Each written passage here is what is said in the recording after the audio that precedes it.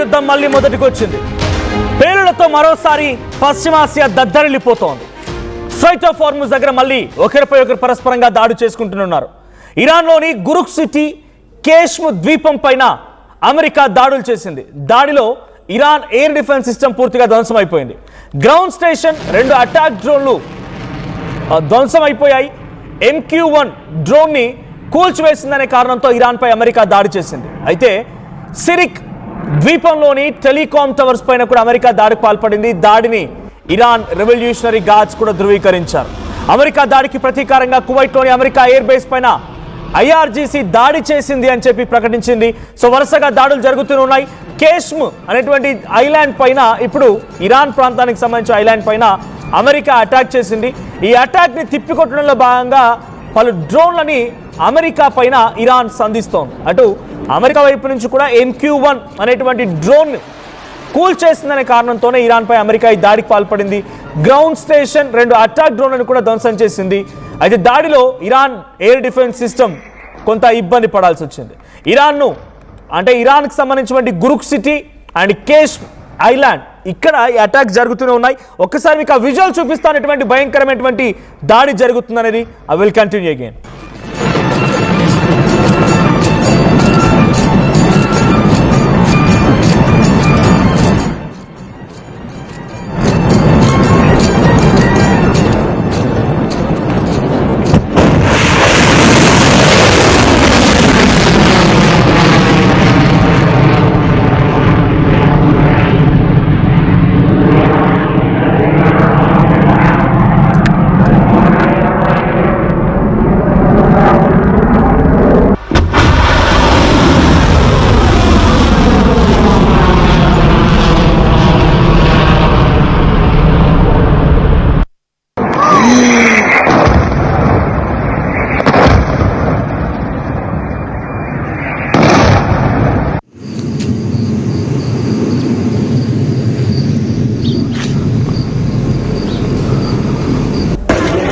Right. So మరోసారి Iran పైన America భయంకరమైన దాడులు చేస్తోంది. ఈ దాడులకి తిప్పికొట్టడంలో భాగంగా ఇరాన్ కూడా IRGC కువైట్లోని అమెరికా ఎయిర్ బేసెస్ పై దాడి చేశామని IRGC చెప్తోంది. ఓవైపు తమపై దాడి జరిగిందని ధృవీకరిస్తూనే కువైట్ పై అటాక్కి ఇరాన్ కూడా సిద్ధమైపోయింది. సో విజువల్స్ మనం చూడొచ్చు. పలు ధ్వంసమైనటువంటి ఆ బిల్డింగ్ దృశ్యాలు మనకు కనబడుతూ ఉన్నాయి.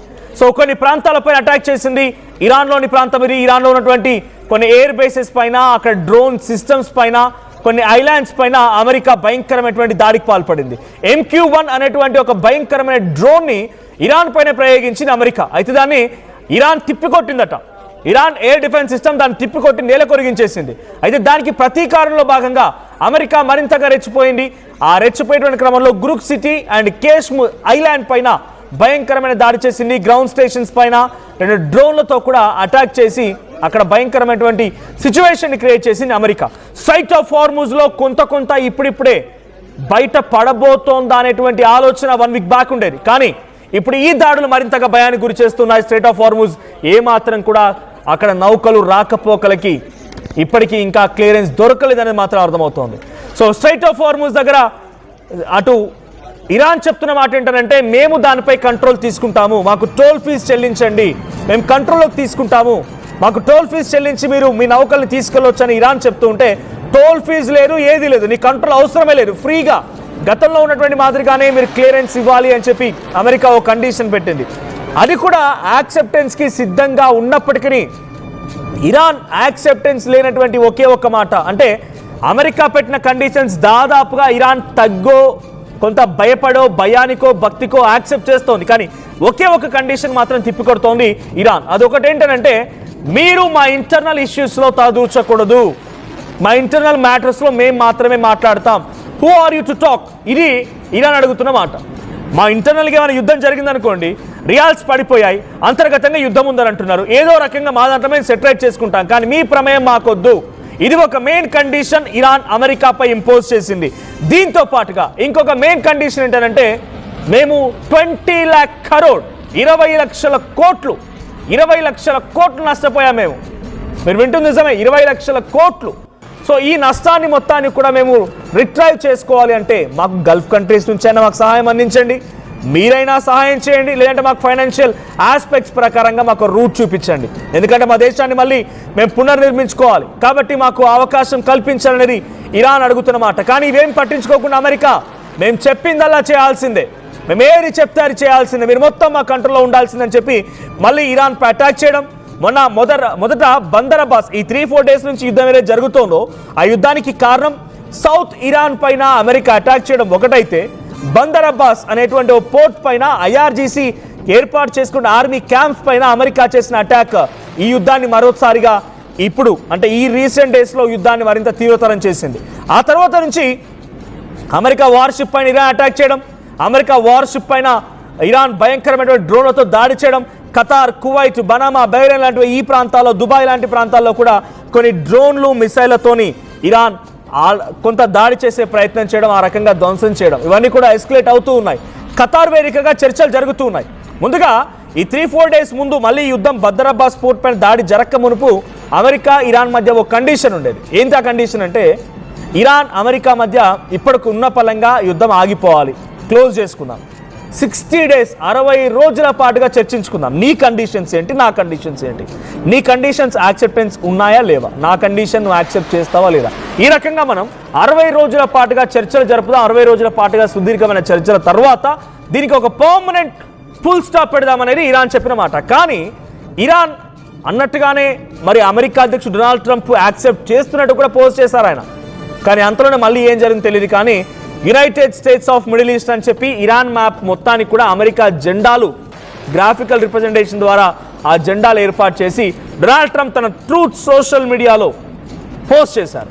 అంటే మళ్ళీ యుద్ధాన్ని ఇంకా పెంచాలన్న ఆలోచనతోనే డొనాల్డ్ ట్రంప్ ఉన్నారనేది ఆ రోజు అర్థమైపోయింది. కానీ డైరెక్ట్గా అటాక్కి దిగుతారని ఎవరు అనుకోలేదు. ఖతార్ వేదికగా చర్చలు జరుగుతున్నాయి. నేను వార్త చెప్పే సమయానికి అక్కడ దాడి జరుగుతున్న క్రమంలో కూడా ఖతార్ వేదికగా ఇంకా ఈ చర్చలు జరుగుతూనే ఉన్నాయి. అమెరికా ఇరాన్ మధ్య ఈ చర్చలు జరుగుతున్న క్రమంలోనే అమెరికా ఇరాన్పై దాడి చేయడం, ఇరాన్ అమెరికా ఎయిర్ బేసెస్ పైన అమెరికా వార్షిప్స్ పై అటాక్ చేయడం, ఈ యుద్ధం ఇంకా ఎస్కలేట్ అవుతోంది. ఇప్పుడు నిన్న రాత్రి నుంచి తెల్లవారుజామున వరకు కూడా గురుక్ సిటీ అండ్ కేష్ ఈ 2 ఐలాండ్స్ పైన, గురుక్ సిటీ అనేది ఒక ప్రాంతం అండ్ కేష్ ఐలాండ్ పైన భయంకరమైనటువంటి దాడితో అమెరికా అటాక్ చేసింది. ఈ అటాక్ని తిప్పికొట్టే క్రమంలో ఇరాన్ కూడా కువైట్లో ఉన్నటువంటి అమెరికన్ ఎయిర్ బేసెస్ పై అటాక్ చేసింది. ఇప్పుడు American air bases under attack by Iran.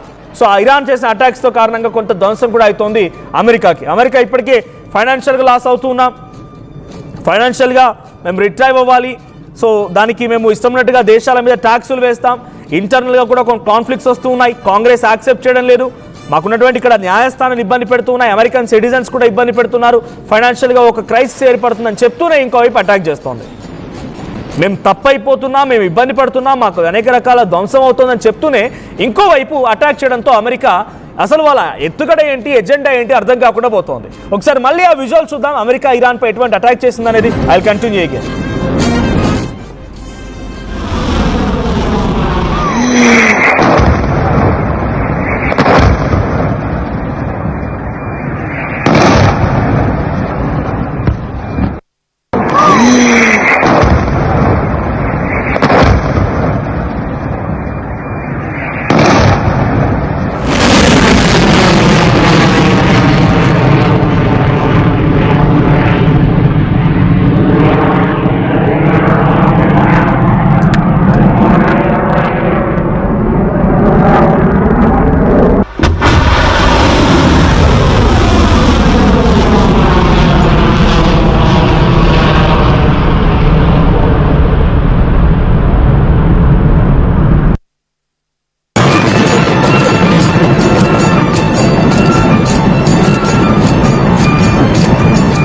Right, ఇప్పుడు జరుగుతున్నటువంటి అటాక్ సంబంధించి విజువల్స్ మనం చూస్తున్నాం. సో ఇక్కడితో ఆగే ప్రసక్తే లేదు.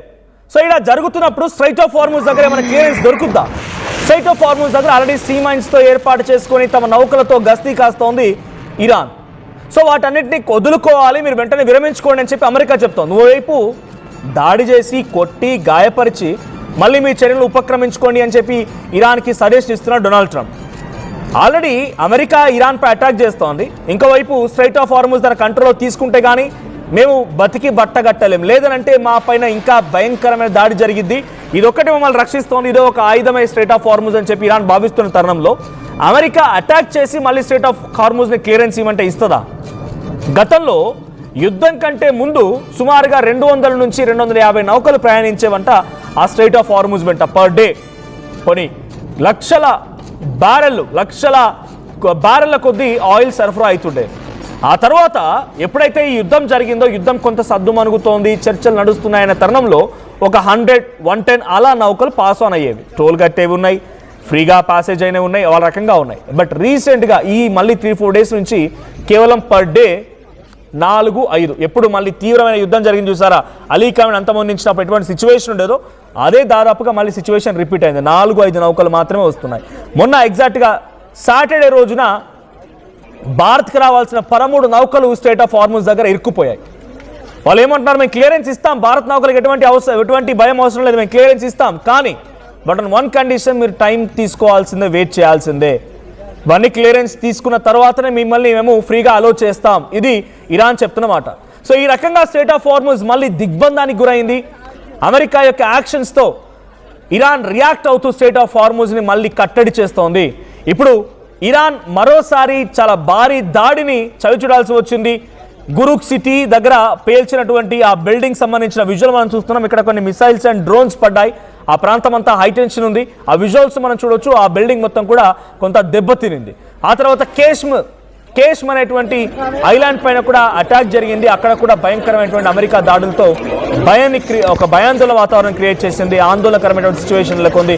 సో ప్రెసెంట్ ఇరాన్ పైన అమెరికా దాడి చేయడం, అమెరికా బేర్ బేస్ల పైన ఇరాన్ దాడి చేయడం, ఇది కంటిన్యూ అవుతోంది. ఇది ఇంకా ఎన్ని రోజుల పాటు ఇలా జరుగుతుంది, ఇంకా ఎన్ని రోజులు ఈ రకం కంటిన్యూ అవుతుంది, మరి శాంతి చర్చలు ఏమవుతున్నాయి, ఖతార్ వేదికగా ఈ చర్చలు ఏమైనా సఫలీకృతం అవుతాయా, లేదంటే కేవలం అమెరికా డొనాల్డ్ ట్రంప్ తన అహంభావాన్ని చూపించడం కోసమే ఈ అటాక్స్ ఇంకా కొనసాగిస్తాడా, ఏం జరిగిద్దో చూడాలి.